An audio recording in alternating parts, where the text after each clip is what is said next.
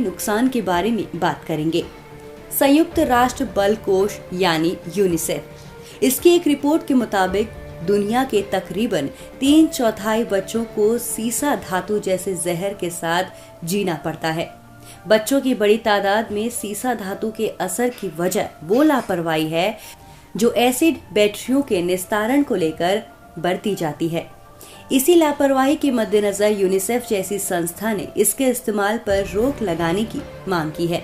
आज के डीएनएस में जानेंगे सीसा से फैलते इस जहर के बारे में और यूनिसेफ की उस रिपोर्ट के बारे में जिसने इस समस्या की ओर सबका ध्यान खींचने की कोशिश की है। दरअसल में यूनिसेफ ने प्योर अर्थ नाम की एक संस्था के साथ मिलकर ये रिपोर्ट पेश की है। इस रिपोर्ट का शीर्षक है the toxic truth, children's exposure to lead pollution undermines a generation of potential. इस रिपोर्ट के मुताबिक दुनिया भर के करीब 80 करोड़ बच्चों के खून में जहरीली सीसा धातु का स्तर 5 माइक्रोग्राम प्रति डेसीलीटर या उससे भी ज्यादा है। यानी इस रिपोर्ट के हिसाब से दुनिया का हर तीसरा बच्चा इस जहर के साथ जी रहा है।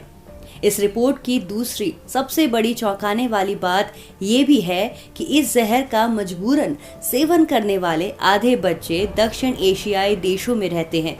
हालांकि खून में सीसा धातु की इतनी मात्रा पाए जाने पर चिकित्सकीय उपचार की दरकार होती है।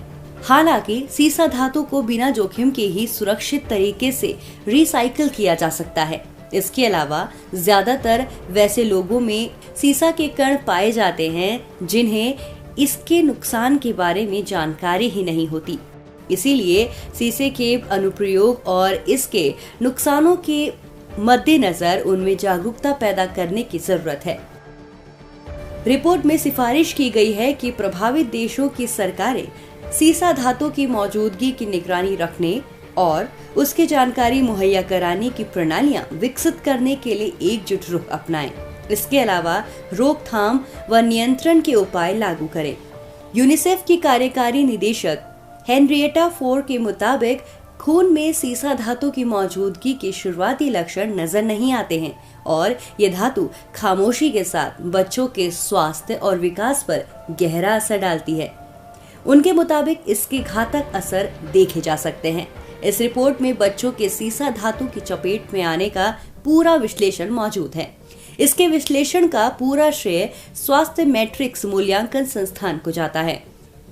बांग्लादेश के कठोगोरा, जॉर्जिया का तिबिलिसी, घाना का अकबोक-ब्लोशी, इंडोनेशिया का पेसारियन और मेक्सिको के मोरोलोस प्रांत का इस रिपोर्ट में गहन मूल्यांकन किया गया है।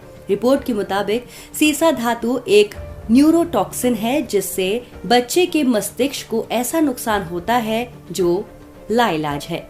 सीसा धातु का असर 5 साल से कम उम्र के बच्चों और नवजात शिशुओं पर काफी ज्यादा होता है। वयस्कों में इस धातु के असर से मनोवैज्ञानिक विकार पैदा हो जाते हैं जिससे वो अपराध और गैर कानूनी गतिविधियों से संलग्न हो जाते हैं।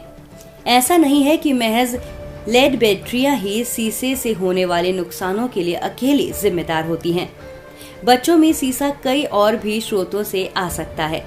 सीसे के दूसरे जरियों में पानी, खदान जैसे सक्रिय उद्योग, सीसा युक्त पेंट और पिगमेंट व सीसा युक्त गैसोलान भी शामिल है।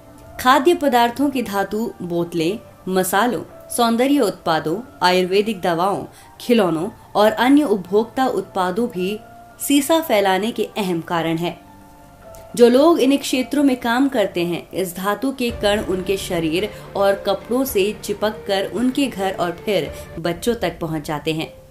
रिपोर्ट के मुताबिक ज्यादातर देशों में बढ़ती बैटरियों के कचरे के निस्तारण या रिसाइकलिंग की कोई व्यवस्था नहीं है, जिसकी वजह से इनसे निकलने वाला सीसा बढ़ता ही जा रहा है।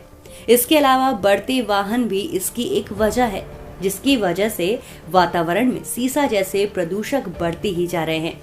इसके निवारण के लिए देश की सरकारों को कुछ पुख्ता कदम उठाने की जरूरत है।